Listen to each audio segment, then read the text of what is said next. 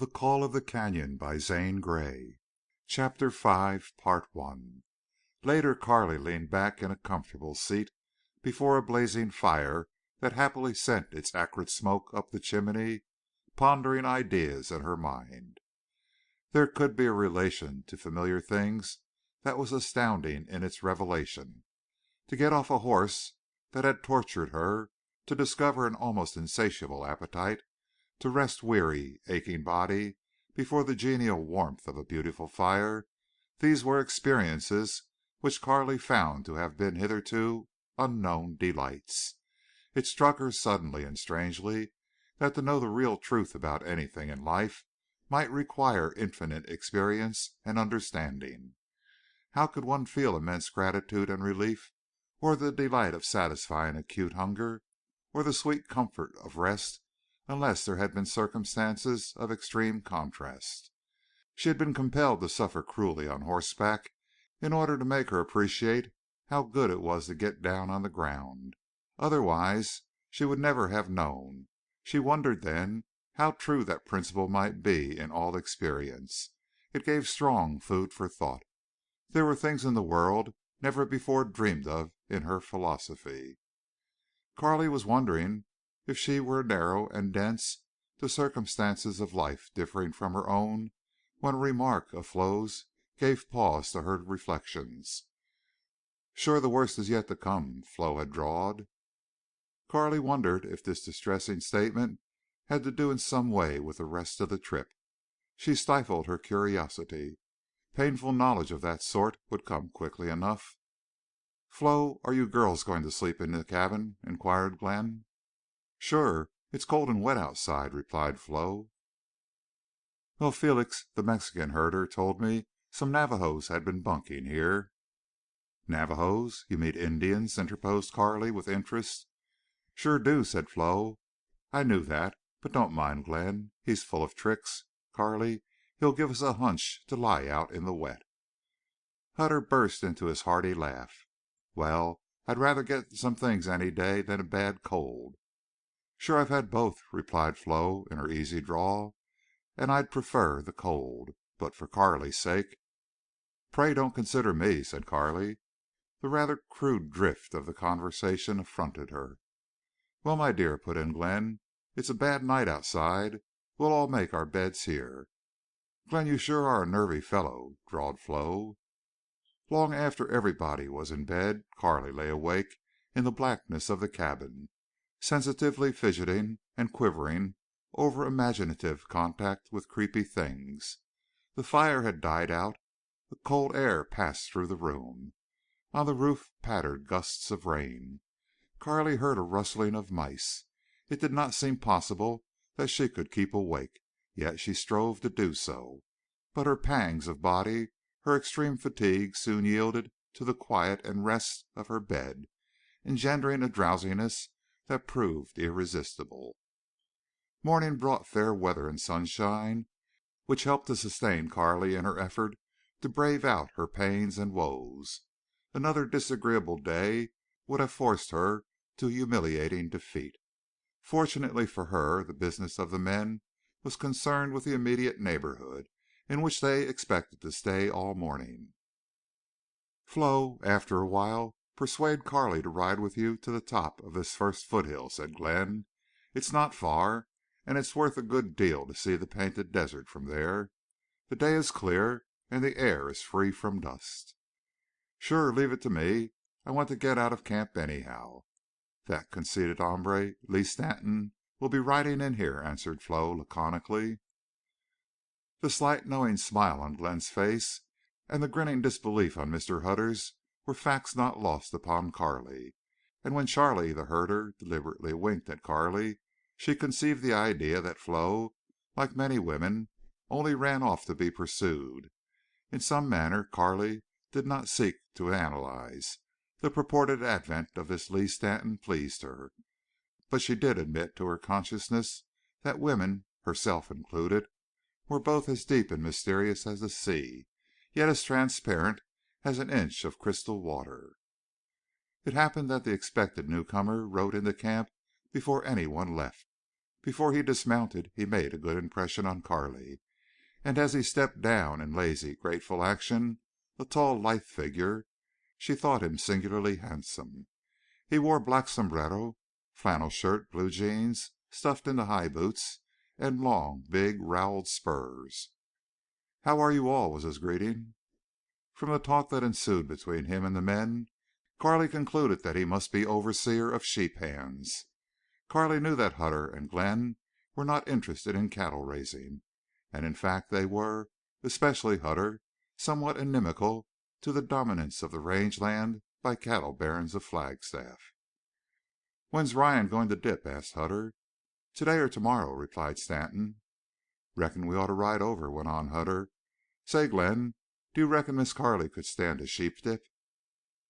This was spoken in a low tone, scarcely intended for Carley, but she had keen ears and heard distinctly. Not improbably the sheep dip was what Flo had meant as the worst to come. Carley adopted a listless posture to hide her keen desire to hear what Glenn would reply to Hutter. "I should say not," whispered Glenn, fiercely. "Cut out that talk. She'll hear you and want to go." Whereupon Carley felt mount in her breast an intense and rebellious determination to see a sheep dip. She would astonish Glenn. What did he want, anyway? Had she not withstood the torturing trot of the hardest gaited horse on the range? Carley realized that she was going to place considerable store upon that feat. It grew on her. When the consultation of the men ended, Lee Stanton turned to Flo, and Carley did not need to see the young man look twice to divine what ailed him. He was caught in the toils of love. But seeing through Flo Hutter was entirely another matter. "Howdy, Lee," she said coolly, with her clear eyes on him. A tiny frown knitted her brow. She did not, at the moment, entirely approve of him. "Sure I'm glad to see you, Flo," he said, with a rather heavy expulsion of breath. He wore a cheerful grin that in no wise deceived Flo, or Carley either. The young man had a furtive expression of eye. "Uh-huh," returned Flo. "I was sure sorry about that," he floundered in low voice. "About what?" "Aw, you know, Flo." Carley strolled out of hearing, sure of two things: that she felt rather sorry for Stanton, and that his course of love did not augur well for smooth running. What queer creatures were women! Carley had seen several million coquettes, she believed, and assuredly Flo Hutter belonged to the species. Upon Carley's return to the cabin she found Stanton and Flo waiting for her to accompany them on a ride up the foothill. She was so stiff and sore that she could hardly mount into the saddle, and the first mile of riding was something like a nightmare. She lagged behind Flo and Stanton, who apparently forgot her in their quarrel. The riders soon struck the base of a long incline of rocky ground that led up to the slope of the foothill. Here rocks and gravel gave place to black cinders, out of which grew a scant bleached grass. This desert verdure was what lent the soft gray shade to the foothills when seen from a distance. The slope was gentle, so that the ascent did not entail any hardship. Carley was amazed at the length of the slope, and also to see how high over the desert she was getting. She felt lifted out of a monotonous level. A green, gray, league-long cedar forest extended down toward Oak Creek. Behind her the magnificent bulk of the mountains reached up into the stormy clouds, showing white slopes of snow under the gray pall. The hoofs of the horses sank in the cinders. A fine choking dust assailed Carley's nostrils. Presently, when there appeared to be at least a third of the ascent still to be accomplished, and Flo dismounted the walk, leading their horses, Carley had no choice but to do likewise. At first walking was a relief. Soon, however, the soft yielding cinders began to drag at her feet. At every step she slipped back a few inches, a very annoying feature of climbing. When her legs seemed to grow dead, Carley paused for a little rest. The last of the ascent, over a few hundred yards of loose cinders, taxed her remaining strength to the limit. She grew hot and wet and out of breath. Her heart labored. An unreasonable antipathy seemed to attend her efforts. Only her ridiculous vanity held her to this task. She wanted to please Glenn, but not so earnestly that she would have kept on plodding up this ghastly, bare mound of cinders. Carley did not mind being a tenderfoot, but she hated the thought of these Westerners considering her a weakling. She bore the pain of raw blisters and the miserable sensation of staggering under a leaden weight. Several times she noted that Flo and Stanton halted to face each other in rather heated argument. At least Stanton's red face and forceful gestures attested to the heat on his part. Flo evidently was weary of argument, and in answer to a sharp reproach, she retorted, "Sure, I was different after he came." To which Stanton responded by a quick, passionate shrinking, as if he had been stung. Carley had her own reaction to this speech she could not help hearing, and inwardly, at least, her feelings must have been similar to Stanton's. She forgot the object of this climb and looked off to her right at the green level without really seeing it. A vague sadness weighed upon her soul. Was there to be a tangle of fates here, a conflict of wills, a crossing of loves? Flo's terse confession could not be taken lightly. Did she mean that she loved Glenn? Carley began to fear it. Only another reason why she must persuade Glenn to go back east. But the closer Carley came to what she divined must be an ordeal, the more she dreaded it. This raw, crude West might have confronted her with a situation beyond her control, and as she dragged her weighted feet through the cinders, kicking up little puffs of black dust, she felt what she admitted to be an unreasonable resentment toward these Westerners and their barren, isolated, and boundless world. "Carley," called Flo, "come look see, as the Indians say. Here's Glenn's Painted Desert, and I reckon it's shore worth seeing." To Carley's surprise she found herself upon the knob of the foothill, and when she looked out across the suddenly distinguishable void, she seemed struck by the immensity of something she was unable to grasp. She dropped her bridle. She gazed slowly, as if drawn, hearing Flo's voice. "That thin green line of cottonwoods down there is the little Colorado River," Flo was saying. "Reckon it's 60 miles, all downhill. The Painted Desert begins there, and also the Navajo Reservation. You see the white strips, the red veins, the yellow bars, the black lines. They are all desert steps leading up and up for miles.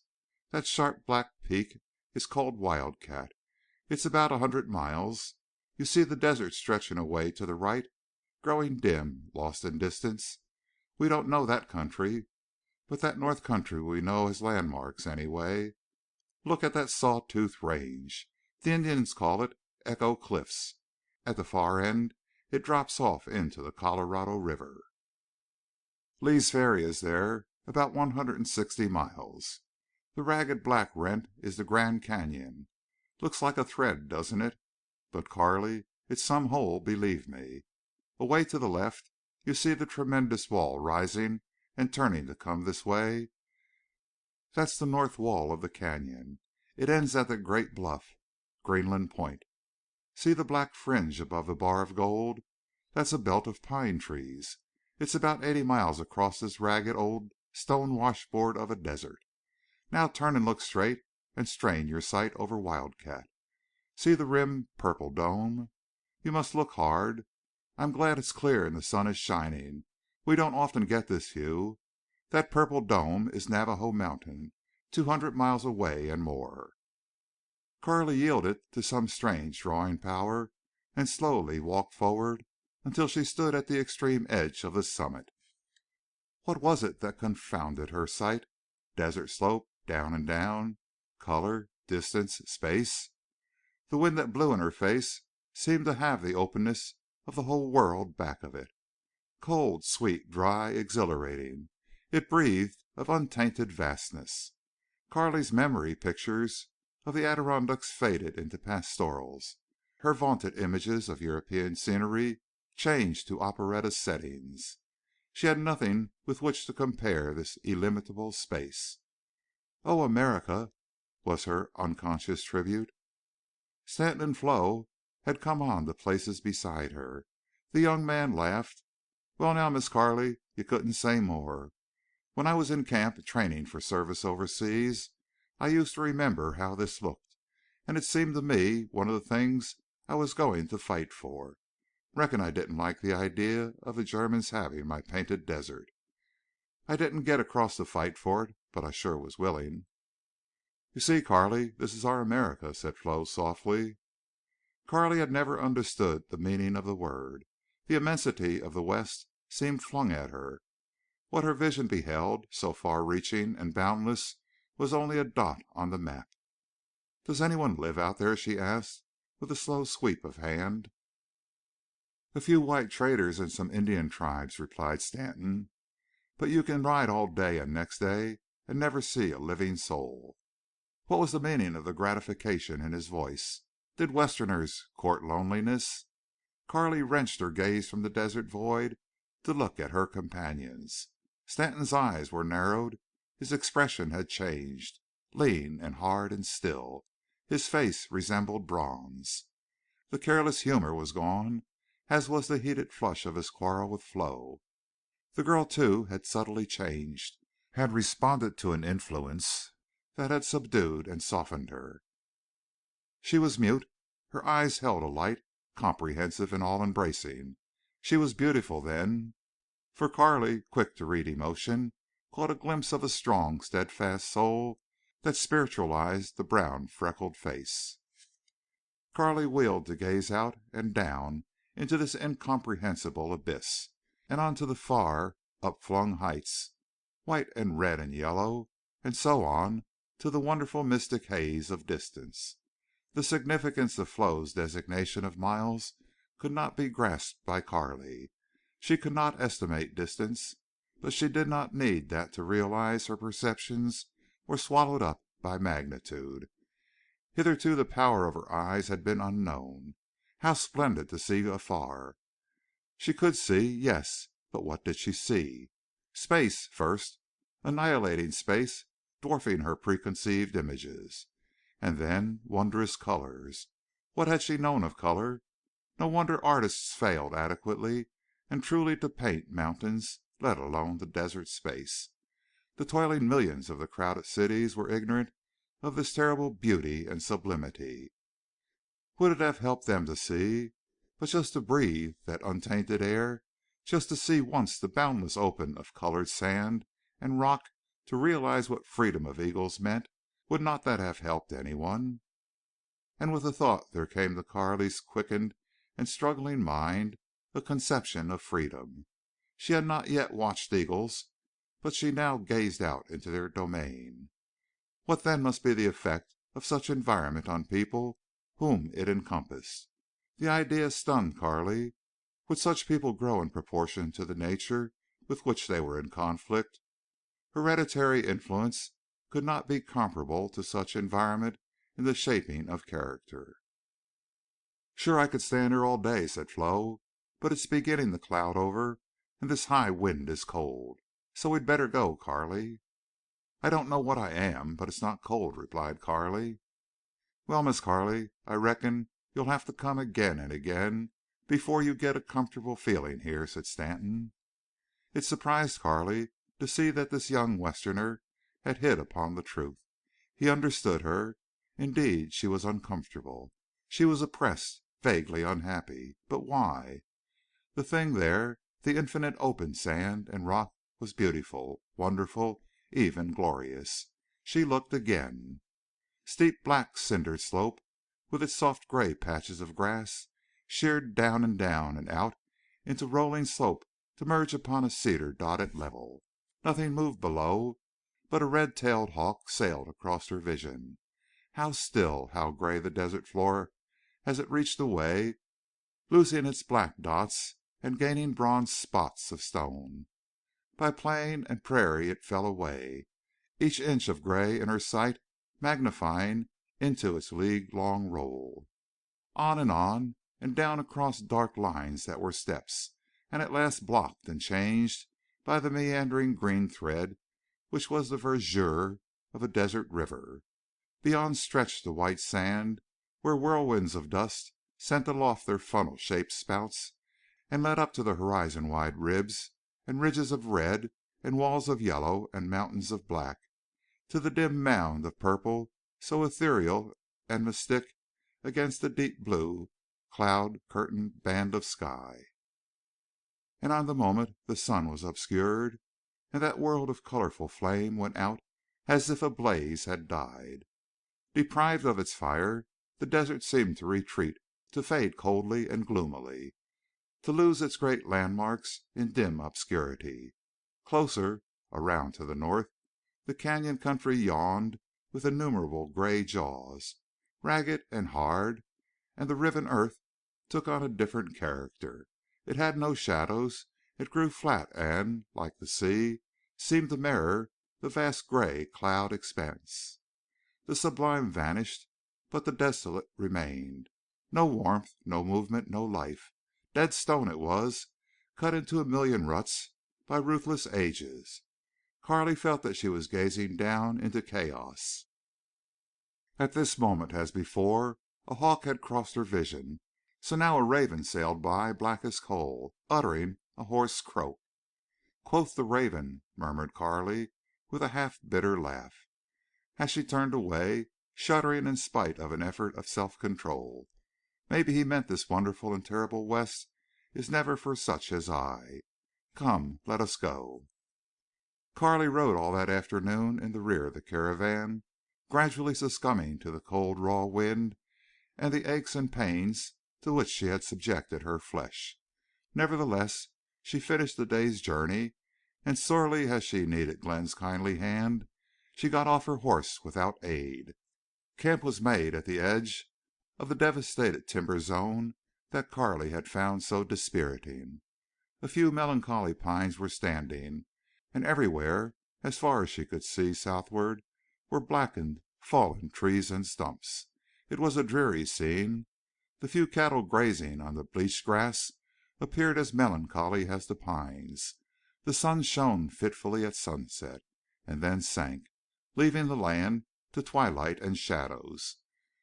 Once in a comfortable seat beside the camp fire, Carley had no further desire to move. She was so far exhausted and weary that she could no longer appreciate the blessings of rest. Appetite, too, failed her this mealtime. Darkness soon settled down. The wind moaned through the pines. She was indeed glad to crawl into bed, and not even the thought of skunks could keep her awake. Morning disclosed the fact that gray clouds had been blown away. The sun shone bright upon a white, frosted land. The air was still. Carley labored at her task of rising, and brushing her hair, and pulling on her boots, and it appeared her former suffering were as naught compared with the pangs of this morning. How she hated the cold, the bleak, denuded forest land, the emptiness, the roughness, the crudeness. If this sort of feeling grew any worse, she thought she would hate Glenn. Yet she was none the less set upon going on, and seeing the sheep dip, and riding that fiendish mustang until the trip was ended. Getting in the saddle and on the way this morning was an ordeal that made Carley actually sick. Glenn and Flo both saw how it was with her, and they left her to herself. Carley was grateful for this understanding. It seemed to proclaim their respect.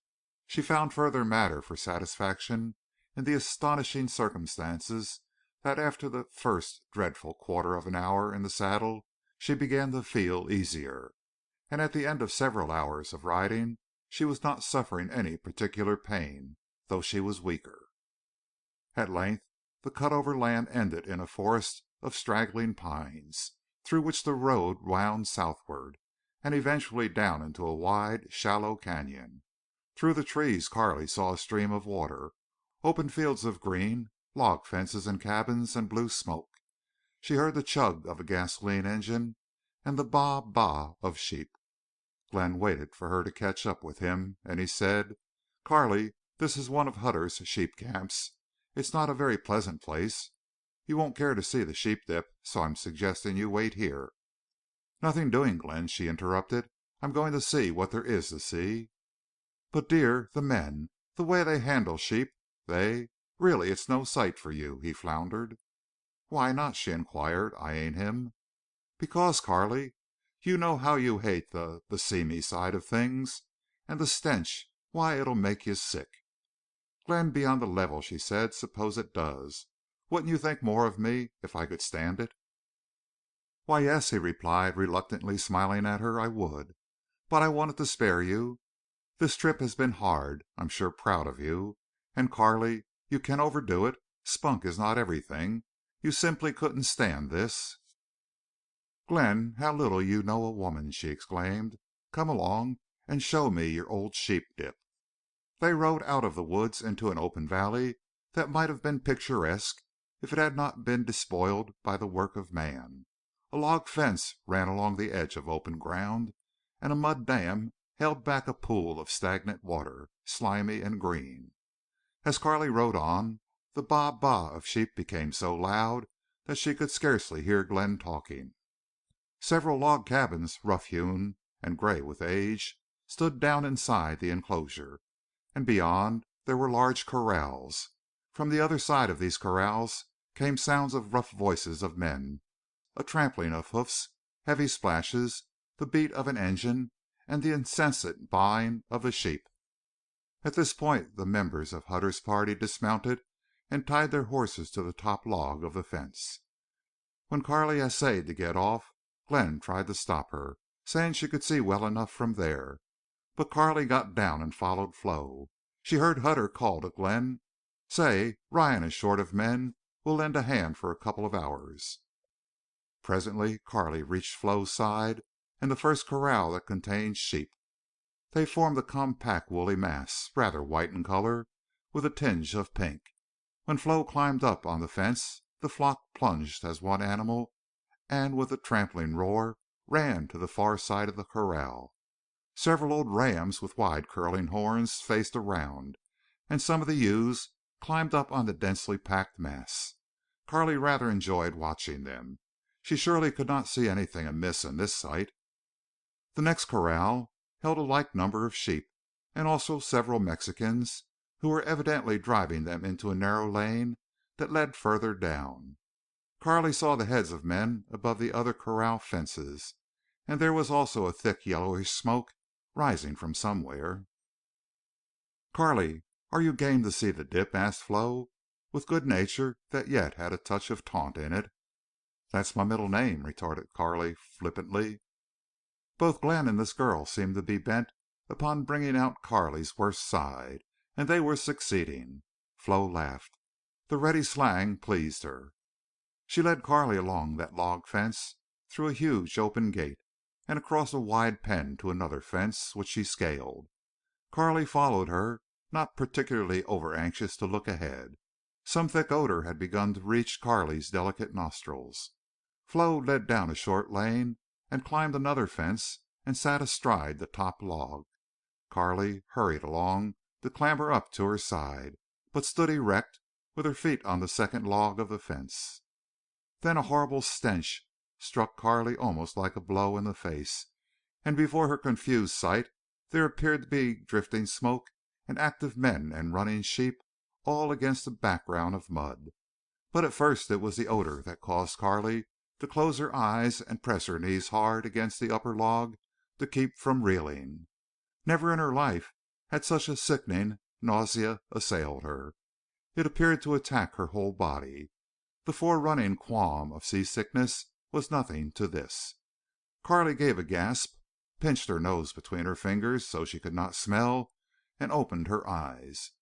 Directly beneath her was a small pen open at one end, into which sheep were being driven from the larger corral. The drivers were yelling. The sheep in the rear plunged into those ahead of them, forcing them on. Two men worked in this small pen. One was a brawny giant in undershirt and overalls that appeared filthy. He had a cloth in his hand, and he strode toward the nearest sheep.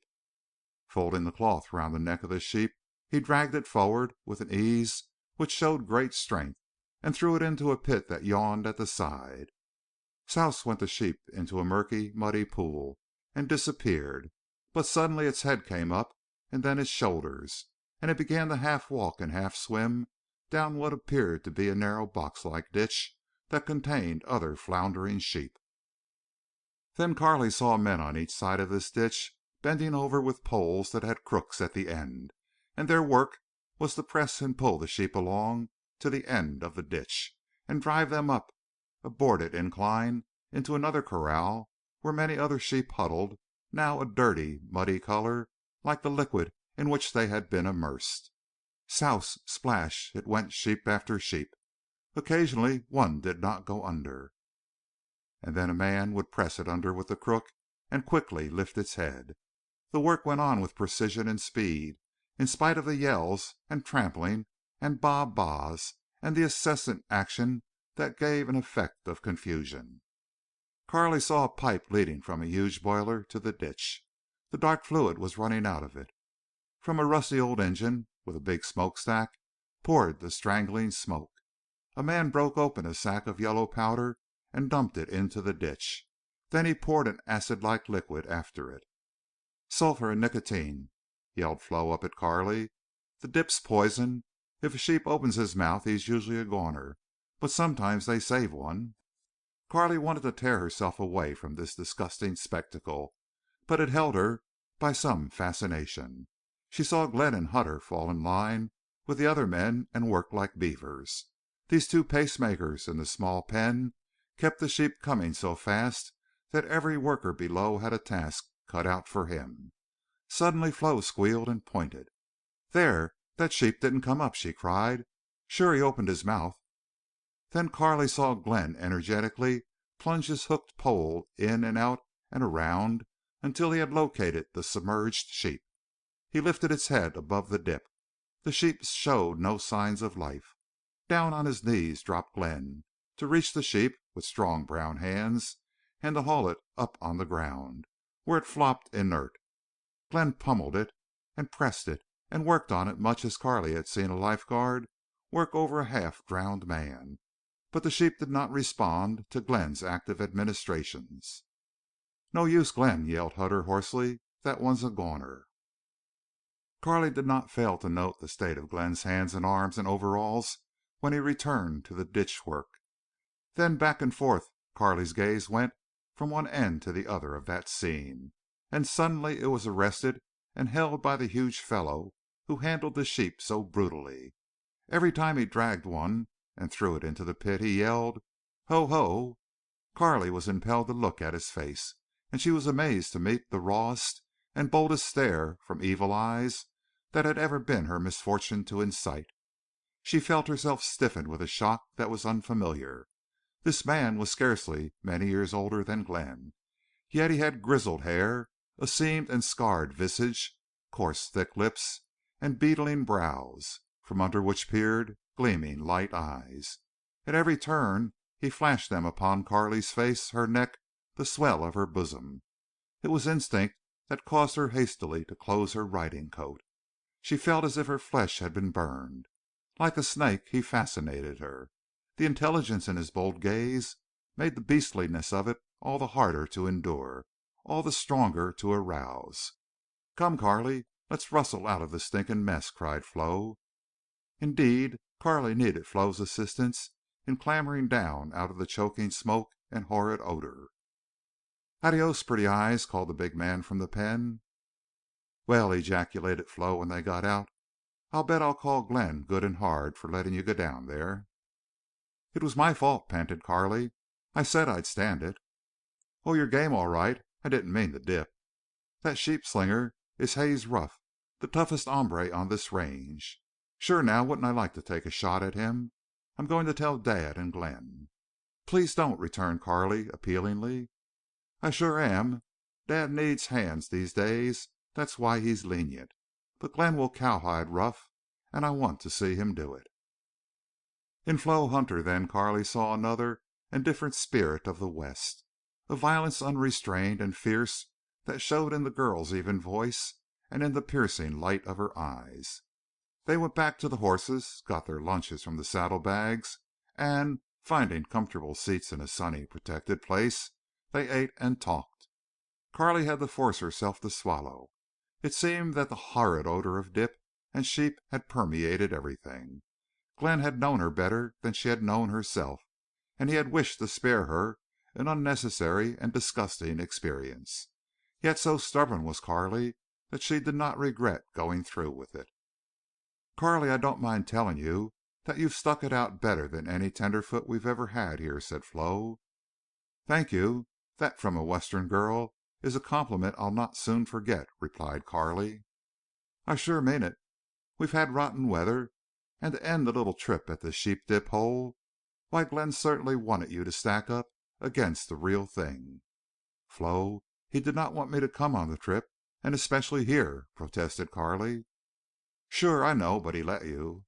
"Neither Glenn nor any other man could prevent me from doing what I wanted to do." "Well, if you'll excuse me," drawled Flo, "I'll differ with you. I reckon Glenn Kilbourne is not the man you knew before the war." "No, he is not. But that does not alter the case." "Carley, we're not well acquainted," went on Flo, more carefully, feeling her way. "And I'm not your kind. I don't know your Eastern ways. But I know what the West does to a man. The war ruined your friend, both his body and mind. How sorry mother and I were for Glenn, for those days when it looked he'd sure go West for good.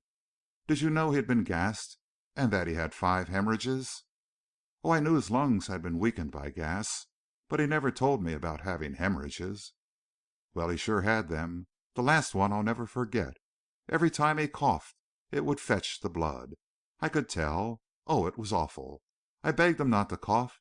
He smiled like a ghost smiling, and he whispered, 'I'll quit.' And he did. The doctor came from Flagstaff and packed him in ice. Glenn sat propped up all night and never moved a muscle. Never coughed again. And the bleeding stopped. After that we put him out on the porch where he could breathe fresh air all the time. There's something wonderfully healing in Arizona air. It's from the dry desert, and here it's full of cedar and pine. Anyway, Glenn got well, and I think the West has cured his mind, too." "Of what?" queried Carley, in an intense curiosity she could scarcely hide. "Oh, God only knows!" exclaimed Flo, throwing up her gloved hands. "I never could understand. But I hated what the war did to him." Carley leaned back against the log, quite spent. Flo was unwittingly torturing her. Carley wanted passionately to give in to jealousy of this Western girl, but she could not do it. Flo Hutter deserved better than that. And Carley's baser nature seemed in conflict with all that was noble in her. The victory did not yet go to either side. This was a bad hour for Carley. Her strength had about played out, and her spirit was at low ebb. "Carley, you're all in," declared Flo. "You needn't deny it. I'm sure you've made good with me as a tenderfoot who stayed the limit. But there's no sense in killing yourself, nor in me letting you. So I'm going to tell Dad we want to go home." She left Carley there. The word home had struck strangely into Carley's mind and remained there. Suddenly she realized what it was to be homesick. The comfort, the ease, the luxury, the rest, the sweetness, the pleasure, the cleanliness, the gratification to eye and ear, to all the senses. How these thoughts came to haunt her! All of Carley's will power had been needed to sustain her on this trip, to keep her from miserably failing. She had not failed, but contact with the West had affronted, disgusted, shocked, and alienated her. In that moment she could not be fair-minded. She knew it. She did not care. Carley gazed around her. Only one of the cabins was in sight from this position. Evidently it was a home for some of these men. On one side the peaked rough roof had been built out beyond the wall, evidently to serve as a kind of porch. On that wall hung the motliest assortment of things Carley had ever seen: utensils, sheep and cowhides, saddles, harnesses, leather clothes, rope, old sombreros, shovels, stovepipe, and many other articles for which she could find no name. The most striking characteristic manifest in this collection was that of service. How they had been used! They had enabled people to live under primitive conditions. Somehow this fact inhibited Carley's sense of repulsion at this rude and uncouth appearance. Had any of her forefathers ever been pioneers? Carley did not know, but the thought was disturbing. It was thought provoking. Many times at home, when she was dressing for dinner, she had gazed into the mirror at the graceful lines of her throat and arms, the proud poise of her head, at the alabaster whiteness of her skin, and wonderingly she had asked of her image, "Can it be possible that I am a descendant of cavemen?" She had never been able to realize it, yet she knew it was true. Perhaps somewhere not far back along her line there had been a great great grandmother who had lived some kind of primitive life, using such implements and necessaries as hung on this cabin wall, and thereby helped some man to conquer the wilderness, to live in it and reproduce his kind. Like flashes Glenn's words came back to Carley. Work and children. Some interpretation of his meaning and how it related to this hour held aloof from Carley. If she would ever be big enough to understand it and broad enough to accept it, the time was far distant. Just now she was sore and sick physically, and therefore certainly not in a receptive state of mind. Yet how could she have keener impressions than these she was receiving? It was all a problem. She grew tired of thinking. But even then her mind pondered on, a stream of consciousness over which she had no control. This dreary woods was deserted. No birds, no squirrels, no creatures such as fancy anticipated. In another direction, across the canyon, she saw cattle, gaunt, ragged, lumbering, and stolid. And on the moment the scent of sheep came on the breeze. Time seemed to stand still here, and what Carley wanted most was for the hours and days to fly so that she would be home again. At last Flo returned with the men. One quick glance at Glenn convinced Carley that Flo had not told him about the sheep dipper, Hayes Ruff. "Carley, you're a real sport," declared Glenn, with a rare smile she loved. "It's a dreadful mess. And to think you stood it. Why, old Fifth Avenue, if you needed to make another hit with me you've done it." His warmth amazed and pleased Carley. She could not quite understand why it would have made any difference to him whether she had stood the ordeal or not. But then every day she seemed to drift a little farther from a real understanding of her lover. His praise gladdened her and fortified her to face the rest of this ride back to Oak Creek. 4 hours later, in a twilight so shadowy that no one saw her distress, Carley half slipped and half fell from her horse and managed somehow to mount the steps and enter the bright living room. A cheerful red fire blazed on the hearth. Glenn's hound, Mose, trembled eagerly at sight of her and looked up with humble dark eyes. The white-clothed dinner table steamed with savory dishes. Flo stood before the blaze, warming her hands.